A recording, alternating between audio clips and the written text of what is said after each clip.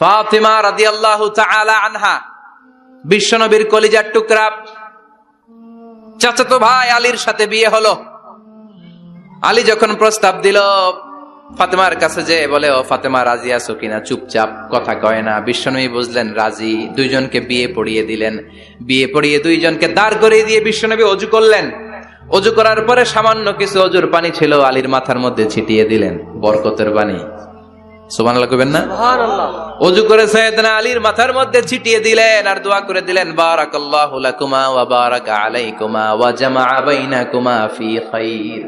আল্লাহ তোমাদের দুইজনকে বরকত দিয়ে দাম্পত্য জীবন শুরু করার তৌফিক দান করুক।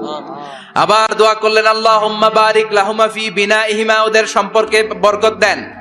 ওয়া নাসালিহিমা শিবলিহিমা, ওদের গর্ভে যে সন্তান আসবে এগুলোর শ্রেষ্ঠ সন্তান বানান।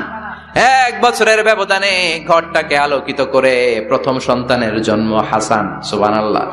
হাসান রে বিশ্বনবী এত আদর করেছেন, বিশ্বনবীর কাছ থেকে এত আদর কেউ কোনোদিন পায় নাই। হাসান রে বিশ্বনবী ডাকতেন লুকা। বুখারীর বর্ণনা। শব্দটা কি? লুকা মানে পিচ্ছি। ছোট বাচ্চাদেরকে আপনারা কি কন? আরে পিচ্ছি তো আমি কইছি, আপনারা কি কন? বাচ্চা বলেন, বাবু বলেন, আর কিছু কি বলেন? আর কিছু নাই। তাহলে যে বাবু পিচ্ছি, হ্যাঁ, এই বাবু পিচ্ছি আরবি হচ্ছে লুকা। বিশ্বনবী ফাতেমার ঘরে এসে বলতেন, আইনা লুকা, পিচ্ছিটা কই রে? আমার হাসান কই, আমার নানা ভাই কই? আর বিশ্বনবীর আওয়াজ শুনলে হাসান এসে বিশ্বনবীর কাঁধে। আল্লাহু আকবার, আল্লাহু আকবার। বিশ্বনবী বলতেন, ফাতেমা আমার কলিজার টুকরা, যে ফাতেমারে কষ্ট দেয় সে আমারে কষ্ট দেয়, ফাতেমারে আনন্দ দেয় মানে আমি বিশ্বনবীরে আনন্দ দেয়।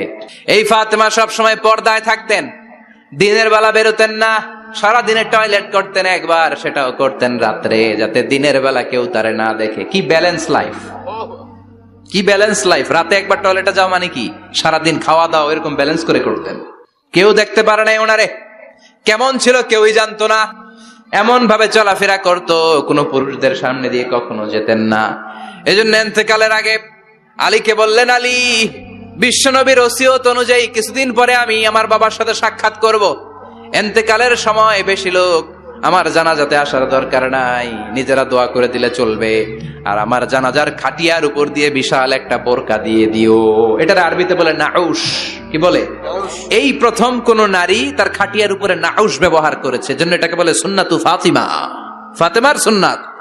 সাইয়েদাতুনা ফাতেমার আগে কেউ জানাজার খাটিয়াতে নাউশ ব্যবহার করে নাই। আল্লাহু আকবার, আল্লাহু আকবার। আলীকে বলে গেলেন, আলী, অল্প কয়েকজন পুরুষ নিয়ে জানাজা দিও, বেশি মানুষের কাছে আমার নিও না।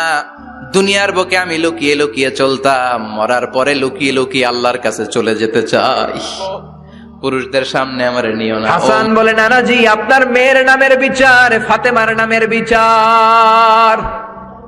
বিশ্বনবী বললেন, ও হাসান, আমার মেয়ে ফাতেমার আবার কি বিচার, কি অপরাধ আমার ফাতেমার? হাসান হুসাইন চোখের পানি ছেড়ে দিয়ে ডেকে বলে, নানাজি, আপনার মেয়ে আমাদেরকে খাবার দেয় না কেন? খাবার দেয় না কেন বিচার দিলাম। গতকাল সারাদিন বলেছে রাত্রিবেলা খাবার দিবে, রাতে খাবার দেয় নাই। আমাদেরকে বলেছে তোমরা ঘুমিয়ে যাও, আমি রান্না করি, সকালে দিব। ঘুমায় গেলাম, সকাল বেলায় খাবার চাইলাম, আপনার মেয়ে ফাতেমা তখন আমাদেরকে খাবার দেয় না। দাদা, আমরা ছোট্ট দুইটা মানুষ ক্ষুধার জ্বালায় বেহুশ হয়ে যাই, আর সহ্য করতে পারি না, আপনার মেয়ে খাবার দেয় না। দুপুর হয়ে গেল, দুইজনে কান্নাকাটি করি, আপনার মেয়ে এখন পর্যন্ত আমাদেরকে খাবার দেয় নাই। আমরা দুজন তো আর সহ্য করতে পারি না, কেন আপনার মেয়ে আমাদের সাথে এমন করে? আপনার কাছে বিচার দিলাম, আপনি বিচার করেন। বিশ্বনবী আর কি বিচার করবেন? ধা ধা করে বিশ্বনবী চোখের পানিগুলো ছাড়েন, হুসাইনকে জড়িয়ে ধরলেন, হাসান রে জড়িয়ে ধরলেন, ডেকে বললেন, হাসান রে কাছে আয়। বিশ্বনবী শাম দেশের জুব্বা পরতেন, শাম দেশের জুব্বাটা উপরের দিকে উঠালেন, হাসান রে দেখালেন, এই তো দেখ, তোর নানার পেটের মধ্যে 3টা পাথর বাঁধা। একদিন না খেয়ে থাকার কারণে তোদের পেটে এত জ্বালা, এত কষ্ট। আমি বিশ্বনবীর পেটে গত 3 দিন যাবত কোনো দানা পানি পড়ে নাই। আমি বিশ্বনবী তো না খেয়ে আছি রে হাসান, আমি তো 3 দিন না খেয়ে আছি, আমার পেটেও তো কিছু নাই।